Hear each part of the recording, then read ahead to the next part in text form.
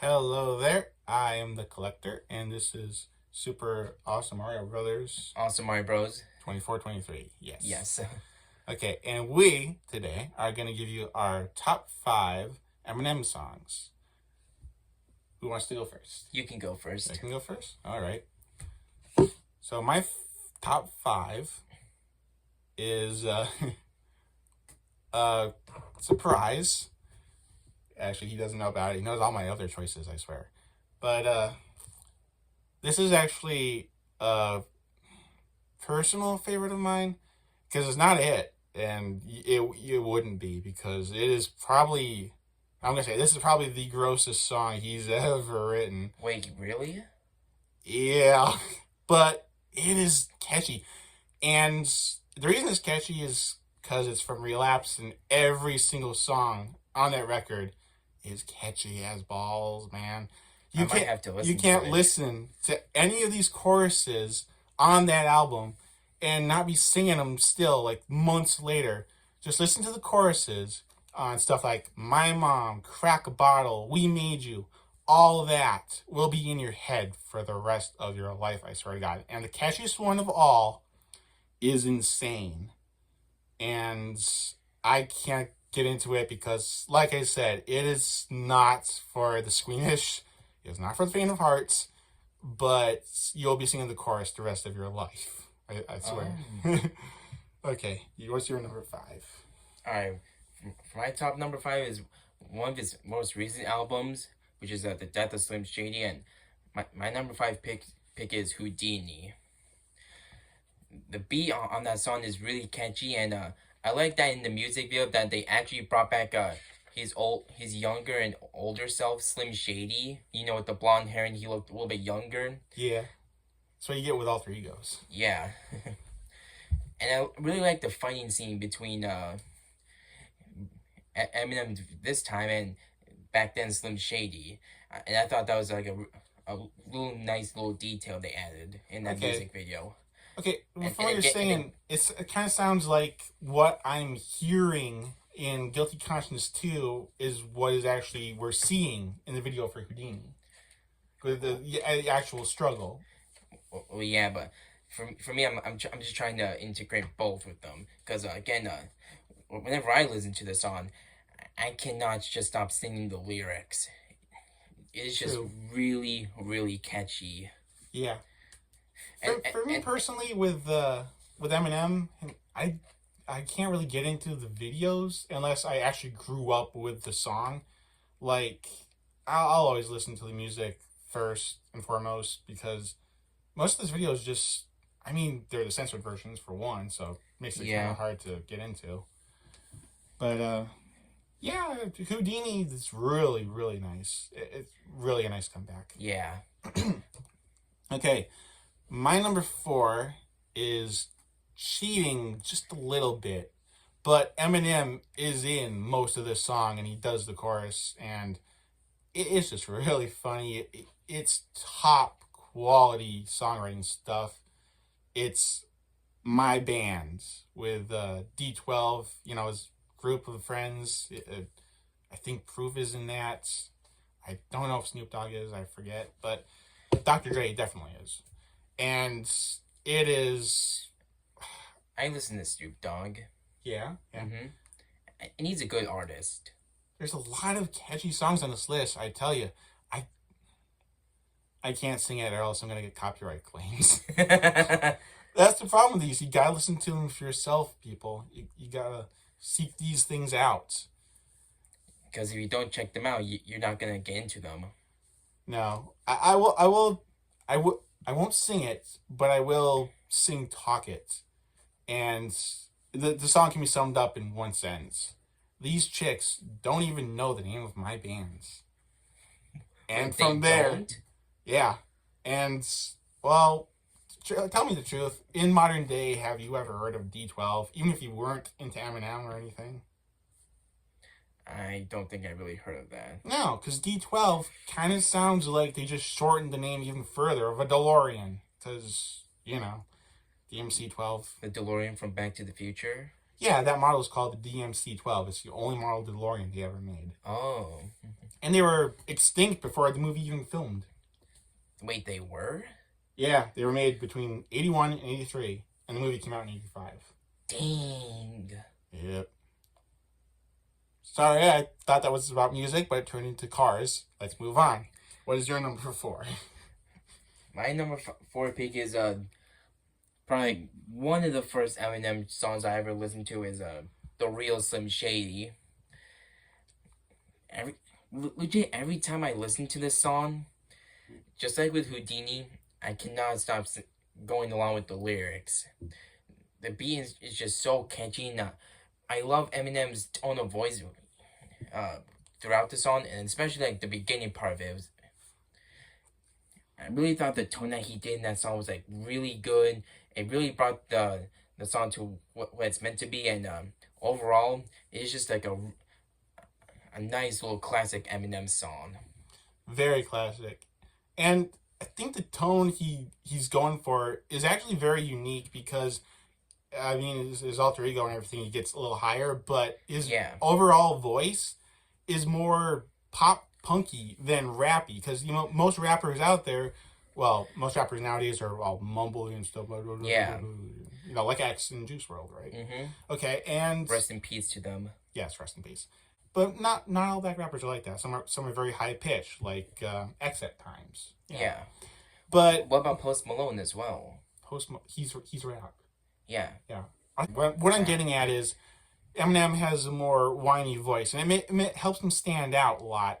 And it definitely gets across his sensibility of not caring at all and just getting away with stuff. It's funny just because of his voice alone. Yeah, I think that I also noticed that in The Real Slim Shady as well. Yeah. There are some parts of that song where he just did not give a single F.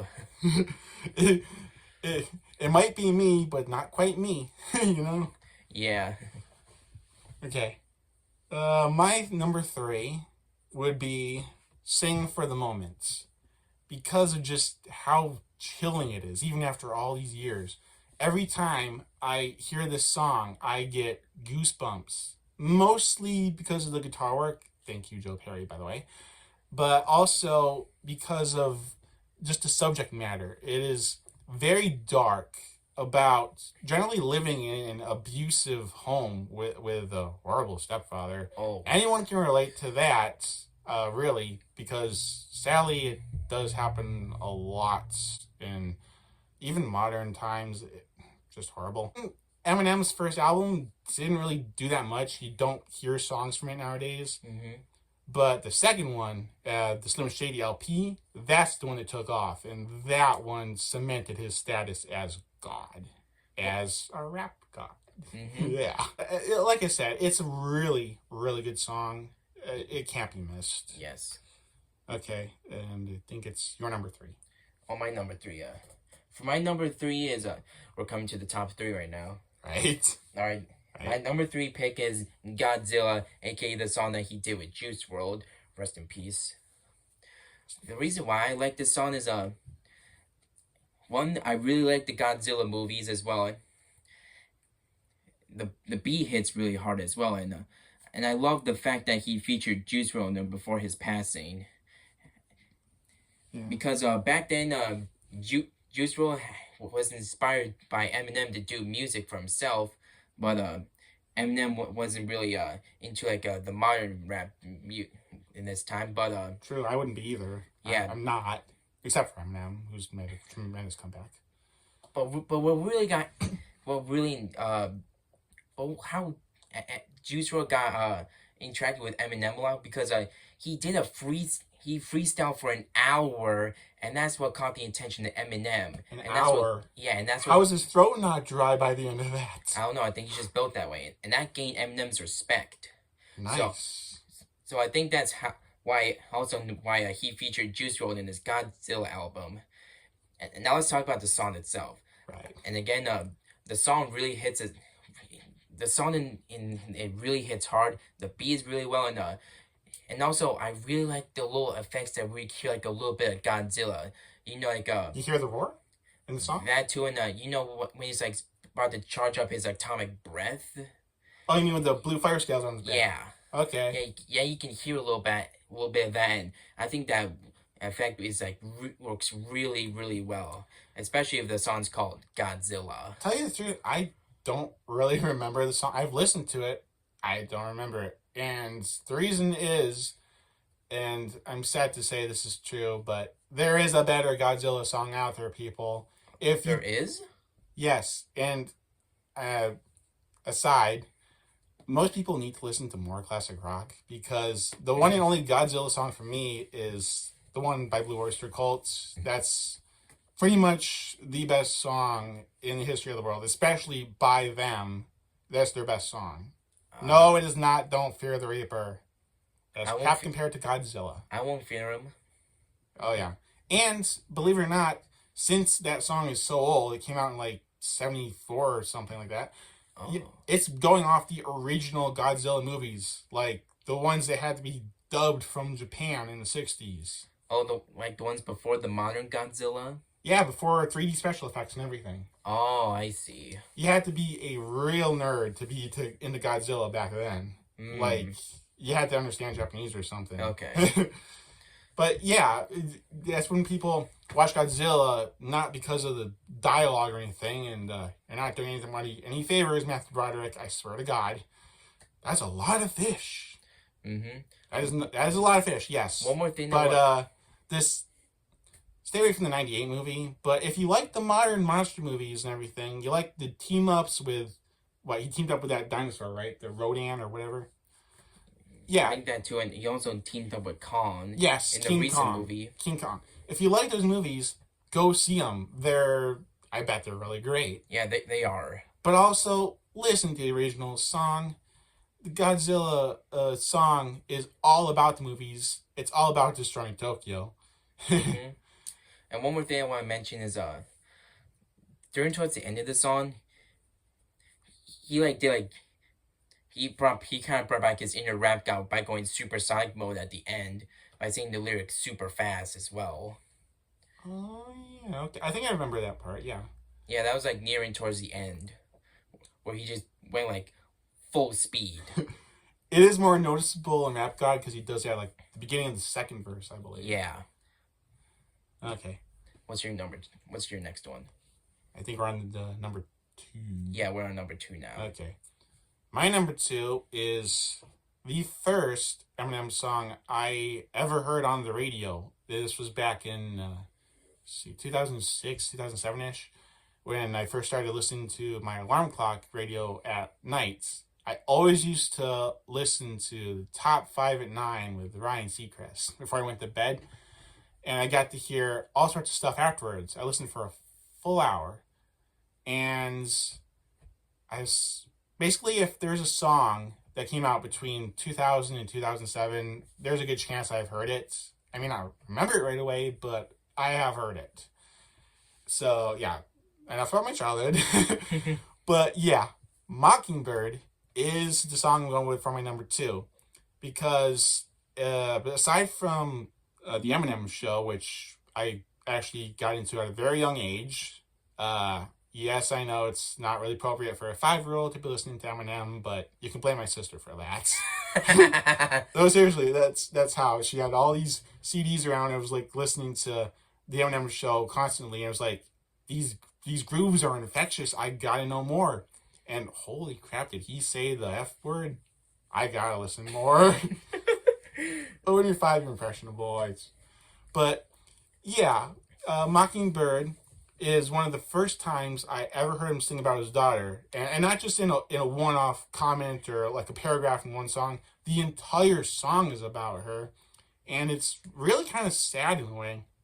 I mean, I remember the line about them scrimping up money to save presents to put on the Christmas tree, and it's just later on someone sneaks into their house and steals a piggy bank filled with money for Haley so she can go to college. And I'm floored. I'm like, that stuff can happen? Because you gotta remember, rap, as much as we don't want it to remind us of constant times, we just want it for the flow most of the time. Yeah, mostly for the flow. Yeah, but it's real life. They're basically reflecting real life right back at us.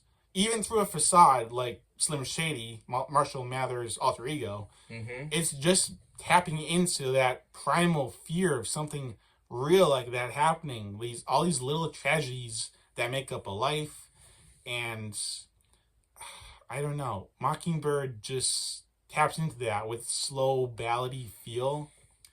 And now I'm not saying it's totally somber. I mean, at the very end, you get one joke. It's the one time he swears in the entire song, but it is worth it because it ends on a high note, kind of.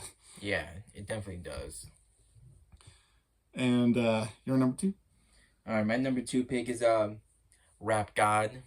Obviously. Yeah, Obviously. it's a really good one, and especially where it was like really close to the end. I said it's a Godzilla as well, but where he goes actual supersonic mode is just like really good, and it made me wonder like how does he like rap so fast? Like, does his throat even hurt at all? Like, does he even feel pain in there? No, I think what happens is, I mean, you gotta remember this. Eminem is known for reading the dictionary all the time to actually improve his vocabulary to come up with more words to use to rhyme with. Oh yeah, Yeah. and So he also actually writes his entire songs on a sheet of paper. really, Yes, he does. okay. I think I did know that because he mentions writing stuff in paper all the time in the songs. And it was shown in the movie he was in. 8 Mile. I'll get to that later in my number 1. Right. Like I said, he's known for improving his vocabulary a lot. And when your main source of expressing yourself is rapping, you gotta be fast. You gotta have the flow. Yeah, So that's what happens. You gotta have a flow and good vocabulary. That's what happens with this rap god thing. He's even when he's rapping very very tough words that you can't get out in like 2 breaths. Yeah. He's got to. That's what that is. All you're hearing is a lot of these really really fancy words, really really really, really fast, like that.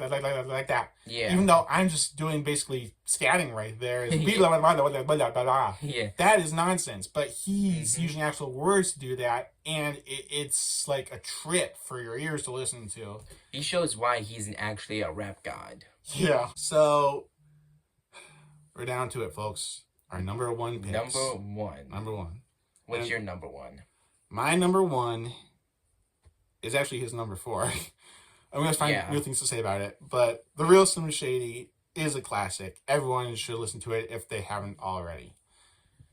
And, yeah, it's just a really catchy beat. You won't find any song more catchy than that. And, like I said, the ones on Relapse are really, really catchy, like I said earlier. But his early stuff, yes, very, very catchy. You won't find a tighter beat than The Real Slim Shady. So true. Yeah. How's it going again? Do do do do do do do do. How does he even make that sound with that? Is like a keyboard? Is it a synth? Is it some sort of bass line? Who knows? I don't know. But that little pull off at the end, do do do do, it gets me every time. There's a little controversy around this song that has been lost to time, unfortunately. But yeah, there's this one line in The Real Slim Shady that has been bugging people for years. But which one was it? Will Smith don't got a cousin as rap girls, but I do. Oh, he mentions Will Smith? Yeah, and this was way before what happened in 2017. That. Like, way before. But, yeah, so what he's doing, the context of that line has been lost. But he wasn't attacking Will Smith because he didn't curse. He was attacking Will Smith because Will Smith was gloating he didn't curse constantly. And M just happened to really resent that and call him out on it. That's all that was. So for you future rap historians, there's a tidbit for you. Have fun with it. Okay, what's your number 1?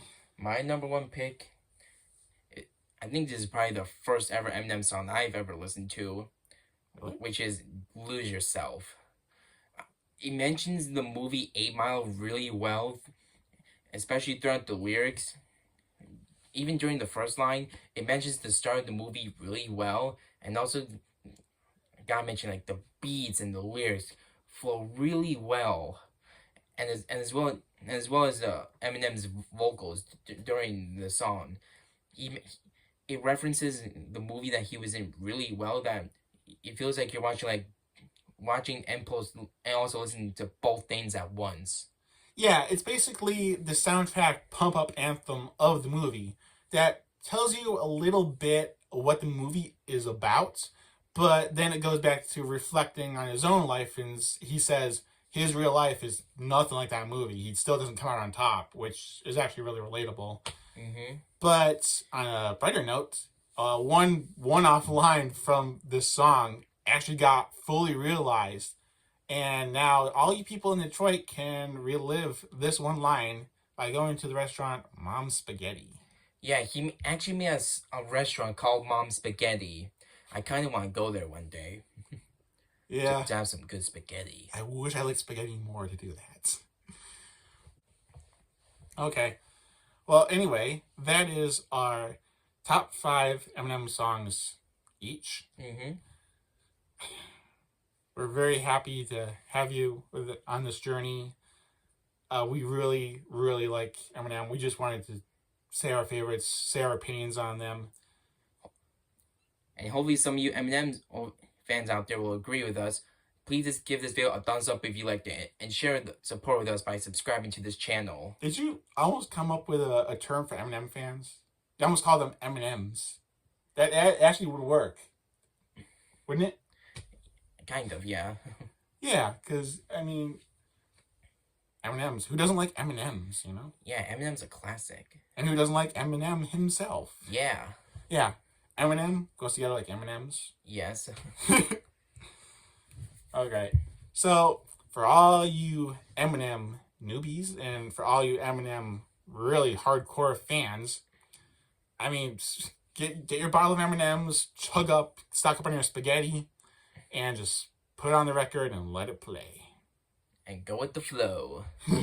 His really, really fast flow. Yes. Peace out. See you guys.